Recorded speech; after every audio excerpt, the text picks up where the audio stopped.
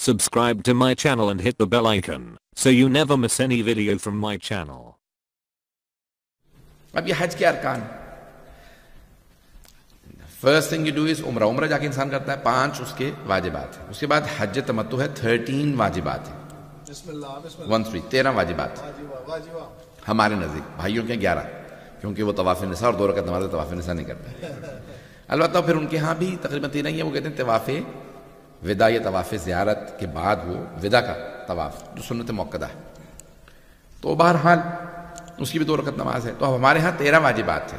जल्दी पेश करूंगा, हज का दर्स नहीं दे रहा हूँ, सिर्फ फलसफा हज को बयान करूँगा, फिलॉसफी बिहाइंड अहकाम। सब नमाज की जैसे एक फलसफा है कि नमाज क्यों पढ़ी जाए, उसकी एक फिलॉसफी है, रोज़े का एक फलसफा है, खुम्स व ज़कात का फलसफा है, इसी तरह से हज का भी एक फलसफा है। पहला काम जो आप करते हैं जब हज पे जाते हैं तो वो है एहराम बांधते हैं। You where 2 pieces of clothing and that's called ihram. 24 things, 25 things become haram upon you once you start wearing those 2 pieces of clothing. You cannot hunt, you cannot look in the mirror. You know when you can look in the mirror? As soon as you shave your head. पता नहीं लोग हैं या नहीं। जब हम लोग अपने बाल कटवाते हैं ना, तो बाल फौरन कटवाने के बाद हम आईना देखते हैं। अल्लाह कह रहा सर मुंडवाओ, अब आईना देख सकते हो। पता नहीं लोग हैं या नहीं। यानी इंसान एक मर्तबा जब सारे बाल कटवा दे तो उसके बाद अपने आप को देखे, कई मर्तबा इंसान को खुशी भी आएगी, बुरा भी लगेगा, अच्छा भी लगेगा। अल्लाह कह रहा है कि देखो जब हज पे आओगे तो चीजों को वैसा बजा लाना जैसा मैं कहूंगा। तो जैसे इंसान ने हराम बांधे, ये दुनिया का लिबास उतारा और वो इलाही लिबास पहना। जब क्या है, मरने के बाद भी सफेद लिबास, हज भी सफेद, पता नहीं लोग हैं या नहीं। ये सफेद जो है ना, सादगी पे दलील है। सिल्क भी पहन सकते हैं, लेकिन सिल्क की इजाजत नहीं है हज में। सादा लिबास पहने ताकि कोई ये ना कहे मैं अमीर आदमी हूं, मैं सिल्क का लिबास पहन के आया। अल्लाह ने कहा नहीं, यहां कोई अमीर गरीब नहीं, सब सादा आओ।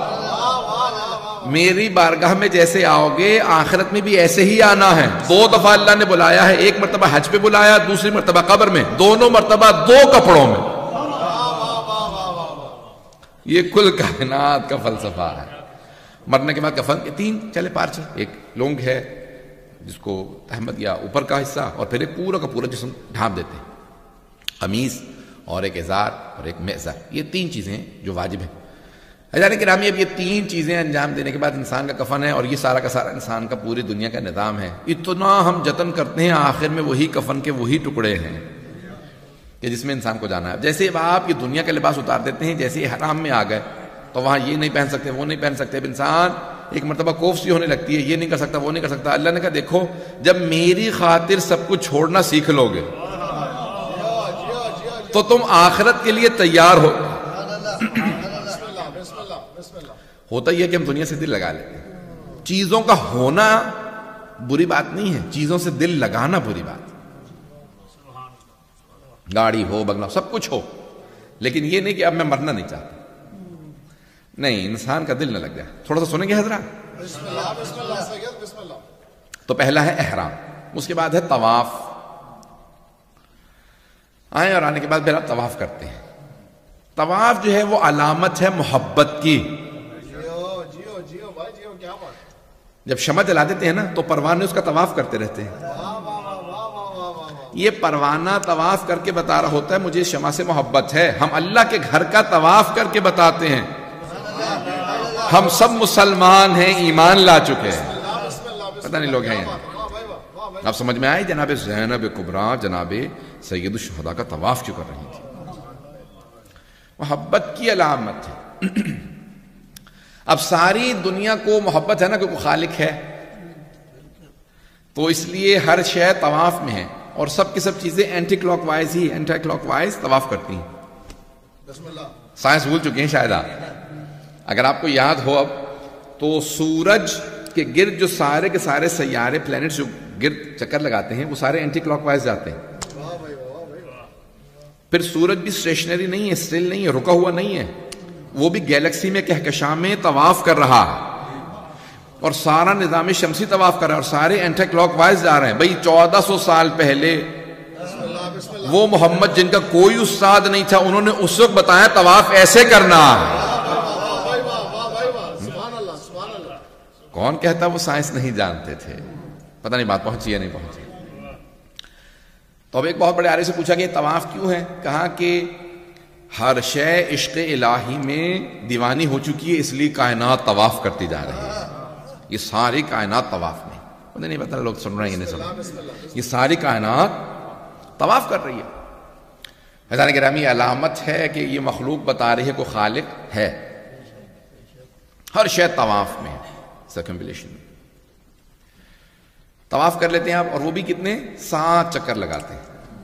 You go around Kaaba 7 times. Why 7? خانہ کعبہ کے چکر 7، سائی 7، اس کے بعد پھر جمرات کو کنکریاں ماریں گے 7، پتہ نہیں لوگ ہیں یا نہیں. سورہ فاتحہ کی آیات 7، ایام ہفتہ 7، 7 سماوات 7 آسمان. اللہ یہ بتا رہا ہے کہ دیکھو میں نے تمہارے دن کے جو ہفتے کے دن بنائے ہیں نا وہ بھی 7 بنائے ہیں، یعنی جب بھی تم دیکھو گے تو تمہاری زندگی 7 کے گرد گھوم رہی ہے، اور 7 کو دہراؤ تو 14 بنتے ہیں. تو جانے گرامی یہ سارا نظام جو ہے وہ یہ 7 کا ہے. میں بہت جلدی چل رہا ہوں کیونکہ یہ پورا خلاصہ کرنا آسان نہیں. چلیں گے میرے ساتھ؟ تو ابھی حج میں بھی جائیں گے تو آپ وہاں طواف کے فوراً بعد 2 رکعت نماز ہے. 2 رکعت نماز طواف ہے. وہ کہاں پہ پڑھیں گے؟ مقام ابراہیم. کیوں؟ کہ جناب ابراہیم علیہ السلام نے کوئی ایسی نماز پڑھی ہے کہ اللہ چاہتا ہے کہ سارے لوگ اس نماز کو یاد کریں.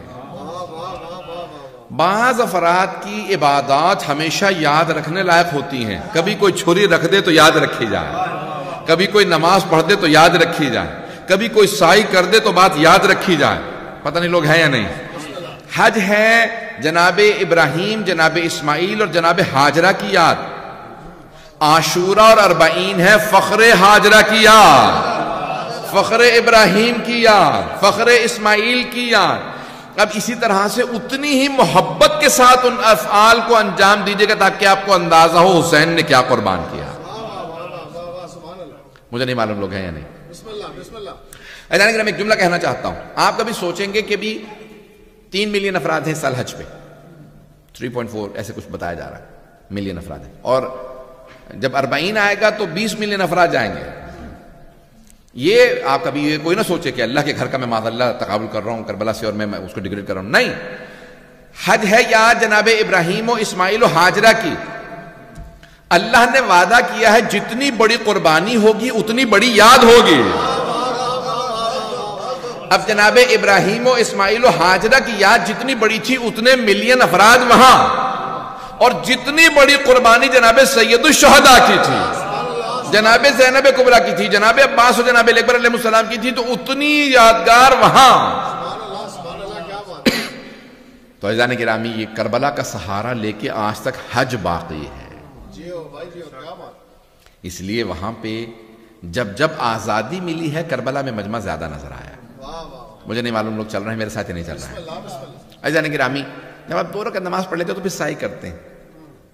سعی کا بھی فاصلہ کافی زیادہ ہے، صفا سے مروہ، صفا سے آتے ہیں مروہ، مروہ پھر صفا، اور پھر آخر میں شروع صفا پہ کرتے ہیں، مروہ پہ اینڈ. 2 چکر لگائیں تو ایک نہیں، وہ یعنی ایک دفعہ جب آپ واک کریں گے تو وہ 1 چکر ہوگا. عزیزان گرامی 7 چکر مکمل کیے، اس کے بعد پھر آپ حل کر لیتے ہیں، تقصیر کر لیتے ہیں. سن لیے گا ذرا غور سے. 7 چکر ہیں آپ نے سعی کے کرنے ہیں. کیوں؟ کہ صفا سے مروہ میں، اب انگلش میں کہتے ہیں مراش، اردو میں کہتے ہیں، عربی کا لفظ ہے سراب. جب دور سے صحرا میں دیکھتے ہیں نا تو ہیٹ اور جو آپ کو اٹھ رہی ہوتی ہے وہ تپش، تو وہ لگتا ہے یہ پانی ہے. تو جناب ہاجرہ دور سے جب دیکھتی تھی تو پانی نظر آتا تھا تو دوڑ کے اس طرف جاتی، پھر اس طرف آتی. توجہ ہو، وہ سراب تھا، مراش تھا، انگلش میں کہتے ہیں مراش. اب وہ عزیزان گرامی جناب ہاجرہ پانی نہیں تھا، صرف پانی لگ رہا تھا. لیکن جناب ہاجرہ ایک نبی زادے کی محبت میں، جناب اسماعیل کی محبت میں صفا سے مروہ کے درمیان چلتی رہیں، اور پتہ تھا پانی نہیں ہے، دھوکہ ہے، لیکن پھر بھی جا رہی ہیں. اللہ نے کہا ہاجرہ آپ کا یہ چلنا مجھے اتنا پسند آیا، میں اپنے حج میں اسے واجب قرار دوں گا. عزیزان گرامی اب سمجھ میں آیا یہ 40 کے اتنی بڑی مارچ کیوں ہے؟ کیونکہ فخر ہاجرہ نے چل کے بتایا تھا. کہ یہاں کسی حسین ابن علی کی آمد ہے. ان کی شہادت پہ فخر ہاجرہ نے چل کے بتایا، اس لیے 40 پہ اتنا ہجوم ہے. میں جانتا ہوں میں آنسو دیکھ رہا ہوں، لیکن مجھے پیش کرنا، میں اگلے مرحلے میں جانا چاہتا ہوں. یہاں پہ 2 جلدی میں واقعات پیش کرنا چاہتا ہوں، اگر سننا چاہیں گے.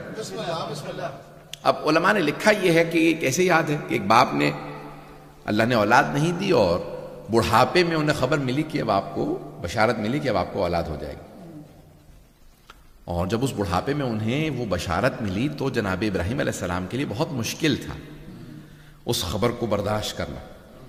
اور کہا کہ، اور ان کی بہرحال دوسرے جو بیٹے ہوئے تو اس پہ جناب سارا نے تو یہاں تک کہا الد وانا عجوز، کیا اب اس بڑھاپے کے اندر ہمارے یہاں اولاد ہوگی؟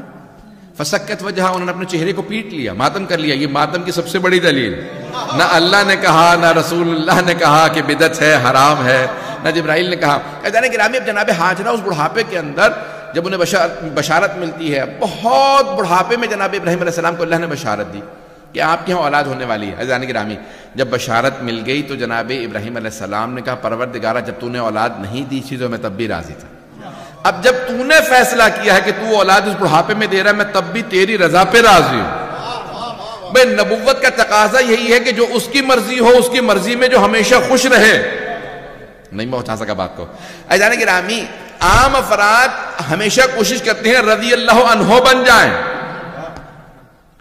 رضی اللہ عنہ کا فلسفہ یہ ہے کہ وہ کوشش کریں کہ اللہ ان سے راضی ہو جائے، لیکن انبیاء ایسے نہیں ہیں، وہ یہ کوشش کرتے ہیں اس کی رضا میں راضی رہیں. پروردگارہ تو نے اولاد نہیں دی تھی تو میں راضی تھا، اب تو نے بڑھاپے میں اولاد دے دی، میں اس پہ بھی راضی ہوں. شکوہ زوجہ نے کیا، جناب ابراہیم نے نہیں کیا. جب وہ 10 برس کے ہو گئے تو ایک مرتبہ اللہ نے وحی نازل کی خواب کے ذریعے. انہوں نے خواب دیکھا تو فوراً اللہ نے وحی نازل کی کہ اسے ذبح کر دیجئے. ابھی بھی شکوہ نہیں کرتے کہ پروردگارہ اگر تو نے بڑھاپے میں اولاد دی تھی تو اسے بچا ہی دیتا. اب یہ بڑھاپے میں اولاد کو ذبح کرنے کا خواب دیکھا جناب ابراہیم نے تو شکوہ نہیں کرتے، کہتے ہیں پروردگارہ تیری رضا پہ راضی ہوں، تیری رضا پہ راضی ہوں، میری طرف سے کوئی شکوہ نہیں. لیکن اب چلے 3 مرحلے ہیں. اس کے بعد اگر آپ جائیں گے نا تو یہ وقوف ہیں اور اس کے بعد پھر ہے رمی جمرات ہے. 3 شیاطین. یہ 3 شیاطین کیا ہیں یہ پیش کرنا چاہ رہا ہوں اگر سننا چاہیں. اذان کے نامی سب سے پہلا جو کہتے ہیں چھوٹا شیطان، اور پھر وسطی یعنی درمیانہ شیطان، پھر بڑا شیطان. تو پہلا شیطان جو ہے وہ یادگار ہے کہ جب ابلیس یا شیطان آیا جناب حاجرہ کے پاس، اور آنے کے بعد ایک مرتبہ جناب حاجرہ نے جب دیکھا نا کہ ہاتھ میں چھری ہے، رسی ہے، ایک دلو ہے، بالٹی، جو بھی کہہ لیجیے آپ، کہ وہ ماحول بدلا سا ہے، دونوں خاموش سے ہیں، ماحول صحیح نہیں لگ رہا. اب وہ ماں کی ایک تڑپ بیٹے کو اس حالت میں دیکھ رہی ہیں تو درے منزل تک آئیں، اپنے گھر کے دروازے تک آئیں جناب حاجرہ.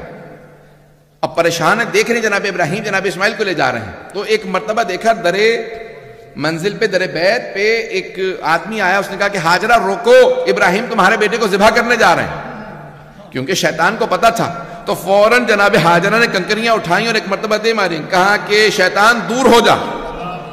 اب وہ جب کنکریاں ماری تو ساتھ ہی توجہ ہو. ایک مرتبہ شیطان نے سوال کیا کیسے پتا چلا کہ میں شیطان ہوں؟ کہا جو کسی نبی کی زوجہ کو گھر سے نکلنے پہ اگسائے وہ شیطان ہی ہو سکتا اگر بات پہنچ گئی ہو. تو کہا کہ نبی کی زوجہ کو جو گھر سے نکلنے پہ مجبور کرے وہ شیطان ہی ہو سکتا ہے. جانے کی رامی جناب حاجرہ پھر بھی گھر سے نہیں نکلی. اب شیطان جو ہے فوراً جناب اسماعیل کے پیچھے گیا کہ انہیں کسی طرح سے میں اکسا لوں اور وہ قربانی سے باز آ جائیں، کیونکہ امتحان صرف جناب ابراہیم کا نہیں تھا، جناب اسماعیل کا بھی تھا. کیونکہ جناب ابراہیم علیہ السلام نے خواب دیکھنے کے بعد کہا تھا انی ارا فی المنام انی اذبحک فانظر ماذا ترى، اے میرے لختے جگر میں نے خواب میں دیکھا میں آپ کو ذبح کر رہا ہوں، آپ کی نظر کیا؟ اگر نبی جناب ابراہیم علیہ السلام خواب دیکھ رہے ہیں تو جناب اسماعیل بھی جانتے ہیں یہ عام آدمی نہیں ہے. تو کہا افعل ما تؤمر ستجدنی انشاءاللہ من الصابرین، بابا جان جو آپ کو حکم ملے اسے کر گزریے، آپ مجھے صبر کرنے والوں میں پائیں گے. اب ایک مرتبہ فوراً شیطان آیا اور آنے کے بعد جناب اسماعیل علیہ السلام سے کہا اے اسماعیل، ارے باپ کے خواب کے اوپر اپنے آپ کو ذبح کروا دو گے؟ باپ کے بڑھاپے کا سہارا ہو. توجہ، باپ کے خواب پہ کوئی توجہ نہ دو اور فوراً اپنے بابا سے کہہ دو کہ بھئی مجھے آپ کے ہاتھوں ذبح نہیں ہونا. جناب اسماعیل نے فوراً کنکریاں اٹھائیں، شیطان کو دے ماری او شیطان مردود دور ہو جا. شیطان نے کیسے پہچانا؟ میں تو بھیس بدل کے آیا تھا. کہا جو اب نبیوں کی عقلوں پہ شک کرے، جو انبیاء کی عقل پہ شک کرے، وہ سوائے شیطان کے اور کون ہو سکتا؟ انبیاء کی عقل پہ شک کرنا کہ بھئی یہ شاید ہذیان ہو معاذ اللہ یا کیا ہو، بس شک کرنا تھا کہ جناب اسماعیل سمجھ گئے.